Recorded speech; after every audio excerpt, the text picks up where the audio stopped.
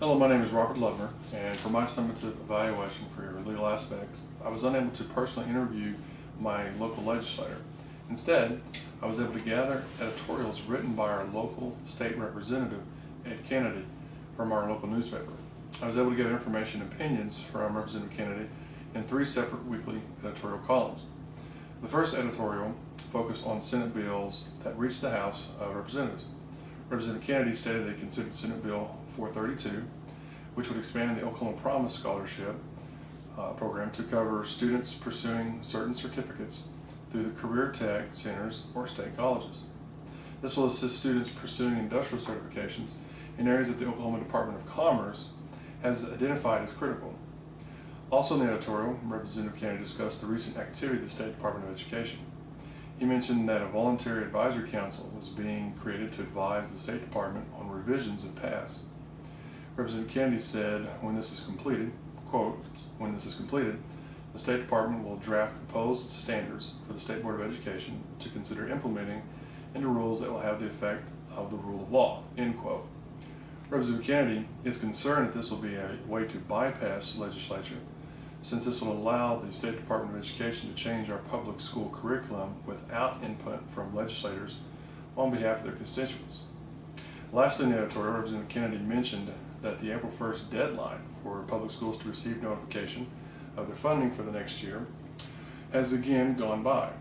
In 2003, the legislature passed a law that required that public schools be given documentation of their funding for the next fiscal year.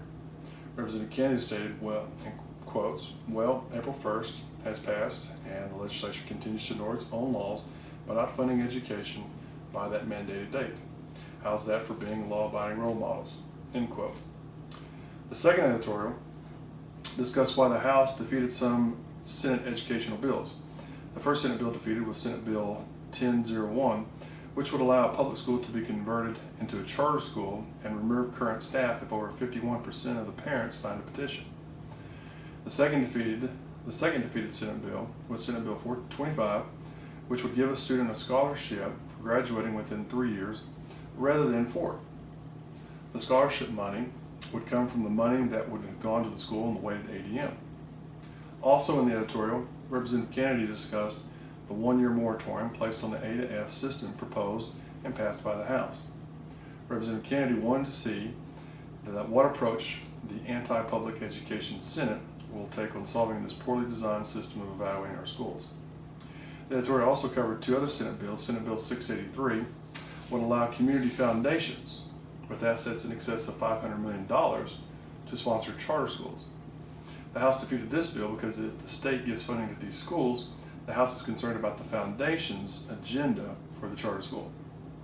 The last Senate bill to reach the House with opposition was Senate Bill 267, which would create a statewide virtual school with state funding going to the newly created statewide virtual charter school board at a higher rate than our brick and mortar schools receive for enrolled students. Senate Bill 267 did pass the House committee, but Representative Kennedy believes it will be killed when it comes to a vote to the entire House. The third editorial from Representative Kennedy talked about bills that passed or failed with the House. The first bill discussed was Senate Bill 559, which called for students who have taken the 4 required end of instruction exams for graduation to be exempt from taking the other 3 state-mandated tests. Representative Kennedy added an amendment that would allow the school site and district in which a student was enrolled to count these tests not taken to receive a proficient score on the A to F evaluation by the state. Another bill was over merit pay for teachers. Representative Kennedy was debating against merit pay because of the new rating systems, the funding for the bill, and the fact that several years the new TLE system would have to take place to get an accurate measure of exceptional leaders, teachers.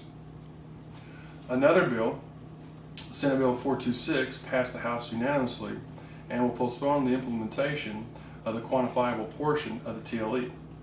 Representative Kennedy mentioned how difficult it would be to measure teachers according to the test results if those teachers did not actually teach the subject tested.